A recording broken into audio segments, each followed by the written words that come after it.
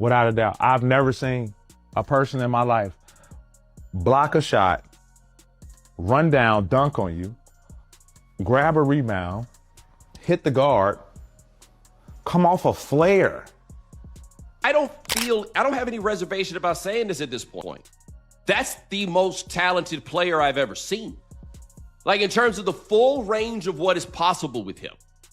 That's number one. Victor Wembanyama is always labeled as the NBA's future.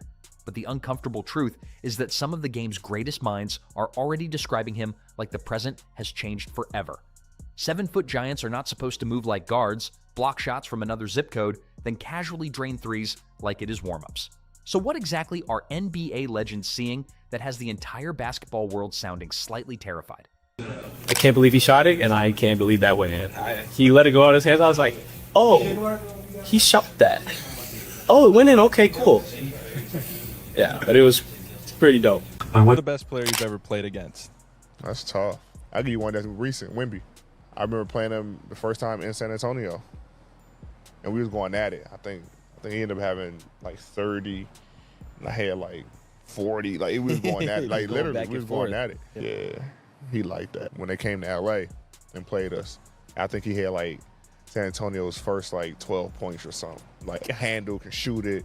See, like, grows into his body and gets strong. Like, it's gonna be a problem. Everybody thought basketball had already reached its final form long before Victor Wembanyama arrived in the NBA. Fans believed they had already seen every impossible superstar archetype the sport could produce because Wilt Chamberlain looked superhuman, Shaquille O'Neal looked physically unstoppable, Stephen Curry rewired shooting forever, and LeBron James arrived like a player built in a laboratory instead of a hospital. Wow. He's not the first guy in our league that's been tall. Right. He's not the first guy in our league that had length or been tall. He's not. So we can nip that in the bud right now, guys. And yes, it's a factor. But when we talk about what he's able to do offensively, his coordination, which sometimes looked uncoordinated, but it's because of his length, his ability to catch the ball with his back towards the basket or half of his body and be able to find the rim before he even lands. Then, Wembanyama stepped onto an NBA court and immediately forced Hall of Famers, analysts, coaches, and former champions to start speaking like confused scientists witnessing something that should not logically exist. It's so rare in this day and age, certainly for somebody this young, to have that burning desire where game 35, as much as it means as much to him as game 5 in a playoff series, doesn't want to lose, wants to just rip your heart out and show it to you pumping. I said that did remind me of Jordan and Kobe and Tiger, young Tiger. And I don't know if I'm just over my skis here. No. But I'm wondering if we're witnessing something, not just watching something. You're absolutely right. He has that fire that they have. Like, no.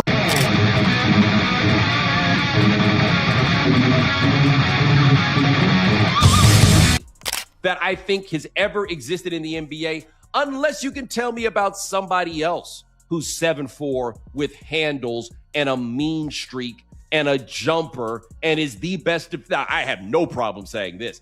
That's the best defensive player I've ever seen.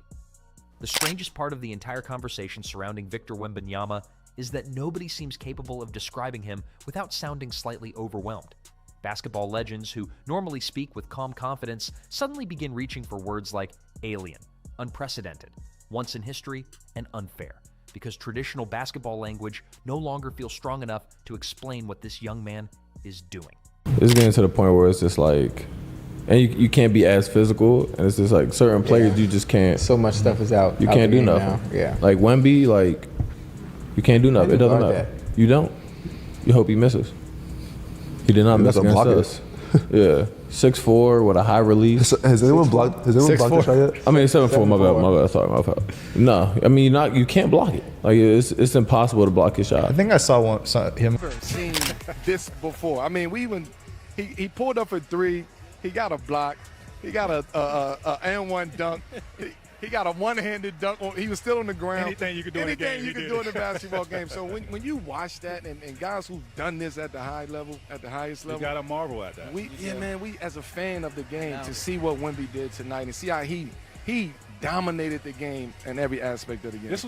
At 7'4" with an 8-foot wingspan, Wembanyama already looks like the kind of player somebody would create in a video game after removing all realism settings. Yet what truly terrifies NBA veterans is not simply his size.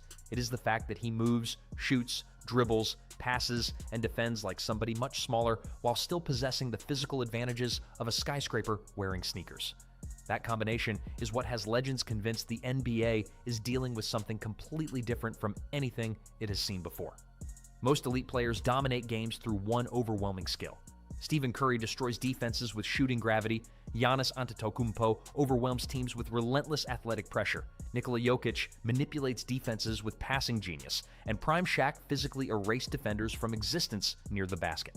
Wembanyama, however, appears capable of threatening every possible weakness on the court simultaneously, which creates a nightmare scenario for opposing teams because there is no clear defensive answer that consistently works against him. 1:34 to go in the quarter. Anunoby facing Victor. No. Holy shit, what did Victor Wembanyama just do? I'm sorry to Joker, and I'm sorry to Shea. If Wemby's gonna give you 40, I'm ready to have the conversation. This guy might just be the best. I was agog at what I saw last night from Victor Wembanyama. AD is 7 feet, can play on the perimeter, can play down low, has been one of the best defenders of his era, and Wemby made him look silly. And I loved that he only took 2 threes, that he is stronger, his handle's better, because of what he is Jerry West immediately understood this problem the moment he watched Victor closely. West spent decades evaluating basketball talent at the highest level imaginable, and he witnessed nearly every iconic player in NBA history with his own eyes. This is a man who watched Wilt Chamberlain dominate the paint, Kareem Abdul-Jabbar, perfect unstoppable efficiency, Magic Johnson transform playmaking, Michael Jordan terrorize defenders, Kobe Bryant weaponize footwork, and LeBron James redefine positional basketball. When somebody with that level of basketball experience begins describing a teenager as iconic before he even fully establishes himself, people should probably stop and pay attention. West praised Wembanyama not only for his spectacular physical gifts, but also for how polished he already looked at such a young age. That detail matters because raw athleticism alone does not impress basketball lifers anymore. The NBA has always produced tall prospects with potential, but most of them require years of development before understanding how to impact games consistently. Wembanyama arrived looking unusually composed, skilled, and instinctive from the beginning, which immediately separated him from ordinary prospects. West even pointed out that Victor represented the next global basketball evolution, which says a great deal coming from someone who helped shape the modern NBA itself. Yeah, I mean, he tried to throw his body into Victor. He tried to back him up. Well, as I say, that's what's remarkable. I think we're getting kids now from Europe. A lot of kids in Europe. France at one time did not have a very good basketball program. They have a great basketball program, and again, I think it's because of the French players who've played over here successfully, and also Victor is the next in line. We're going to see more kids coming from Africa, I think, because the NBA has done an incredible job. NBA and along with Masai Ujiri at Toronto, they've done an incredible job. They have brought resources to them that they. Reggie Miller focused less on statistics and more on the actual experience of watching Wembanyama live, and his explanation perfectly captures why fans are becoming obsessed with Spurs games.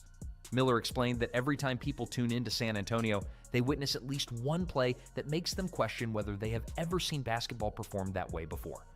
Miller also pointed out something extremely important regarding Wembanyama's physical development.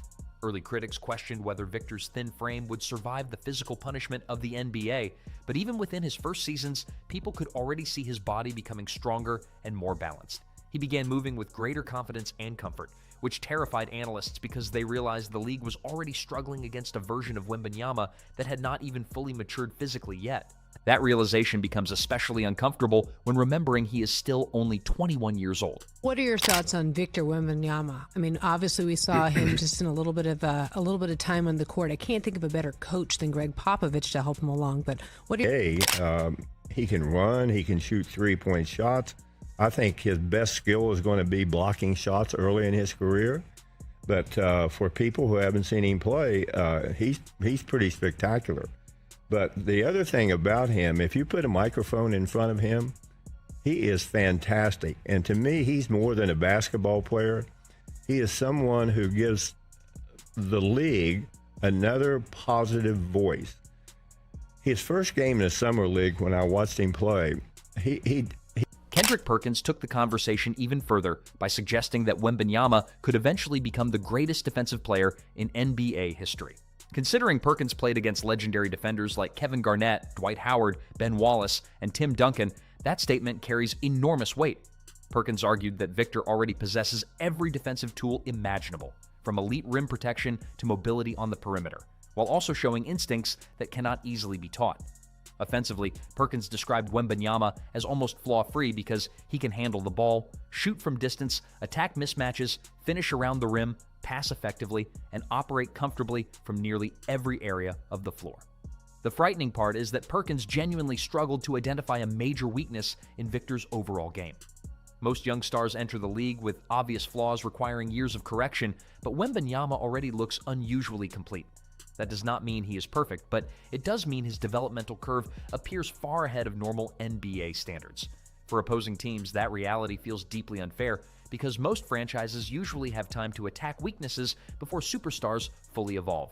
With Victor, the weaknesses seem to disappear faster than defenses can adjust. We're talking about if Shaq and KD had a baby, you get Victor Wembanyama. That play with Derek Lively when he blocked his shot on one end, volleyball spiked it, pushed it down the floor, hit him with a sham guard, went between the legs, crossed in and out, step back for the 4-point play. And then this old unorthodox thing that he got going on off of one leg with these bank shots falling. And I'm sitting up here saying to myself, man, how in the hell is anybody going to stop this man? Do you realize that front line that they had? Yeah, it's unguardable. Carmelo Anthony explained the situation from another fascinating angle when he admitted the league has never truly seen a player like Wembanyama before. Carmelo spent nearly 2 decades scoring against every defensive scheme imaginable, and he understands exactly how difficult it is to dominate multiple statistical categories simultaneously. Yet when discussing Victor, Melo casually mentioned stat lines involving 25 points, 15 rebounds, 5 blocks, double-digit assists, and several steals as if those outrageous numbers were completely realistic possibilities. He influences every area of the game because he possesses elite scoring potential while also creating defensive chaos and facilitating offense for teammates. Basketball has never truly experienced a player capable of dominating all 5 major statistical categories consistently, which is why Carmelo described Victor's potential production like something from a video game rather than normal reality. We done seen the best of the best. We done played against the best of the best. We've never seen nothing like Nothing like the alien. We've never seen nothing like Wemby. I don't care what it is. Man, this guy's in his first 3 seasons. Like, we don't know what he's going to be. He was mad that Shea got the MVP last night. He came out. He stood on business. He said it. I'm mad. I don't like that he got it. That's supposed to have been mine. People going to talk about the how tall he is and what he could do. Nah. We going to talk about the mindset that he got. We've never seen no young players coming in this league saying, I want the MVP. It should be mine. Yep. And I came in the game with Bron. He's the MVP this year. Wow. I say that because he have an opportunity to lead every statistical category in the game. Yeah. Kevin Garnett perhaps delivered the most powerful comparison of all when he linked Wembanyama's arrival to the arrival of LeBron James. Garnett understands exactly how significant that comparison sounds because he competed directly against LeBron during some of the most important years in NBA history. KG described Victor as a blend between Kevin Durant and Shaquille O'Neal, which sounds completely ridiculous until watching Wembanyama closely. Like Durant, Victor possesses fluid perimeter skills and comfortable shooting mechanics despite his enormous frame.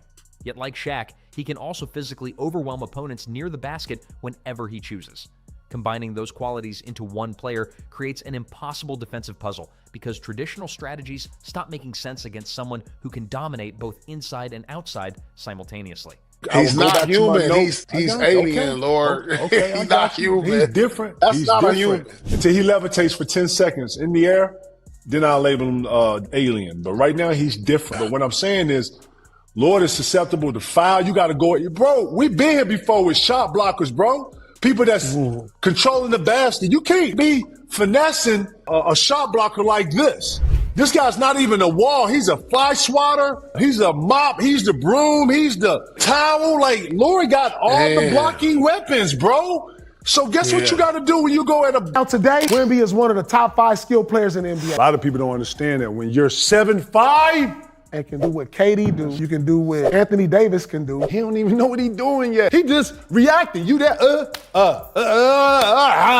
In this small sample, he didn't show me the handle. He didn't show me the step back. He didn't show me the lob, the pick and roll threat, the pick and roll and the pick and pop threat. He didn't show me he can get the ball in traffic and dunk over. Jamal Crawford introduced another fascinating perspective by explaining that the most impressive parts of Victor's game are often the subtle details casual viewers miss.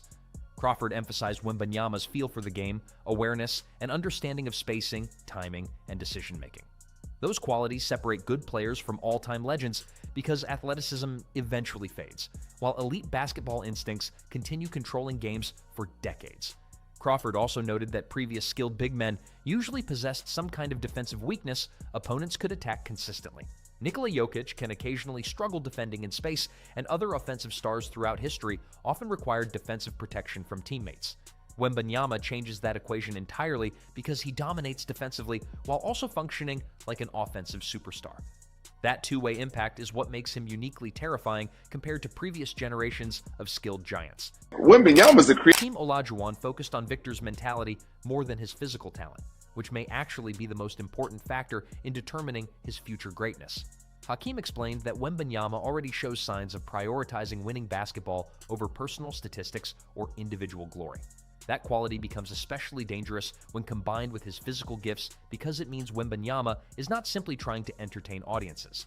He is actively learning how to control games in the smartest and most efficient ways possible. What makes these reactions so significant is the consistency across generations. Every legend views basketball through a different lens shaped by different eras, systems, and experiences. Yet all of them arrive at nearly the same conclusion regarding Wembanyama. With Wemby, when you asked him, what are you trying to accomplish? What did he say and what did you work at with him? Because when we met at the Final Four, and he emphasized that he wanted to work out with me. And the first thing I said, I said, Wemby, you got everything. and I thought he was kidding, but it was serious. And my first question to him, like, what are you trying to accomplish? Then he said, just love my game. When all those perspectives begin aligning simultaneously, it usually means basketball is witnessing something genuinely historic. The scariest part for the rest of the NBA is that Victor Wembanyama still feels unfinished. His body will likely continue developing, his understanding of defensive schemes will improve,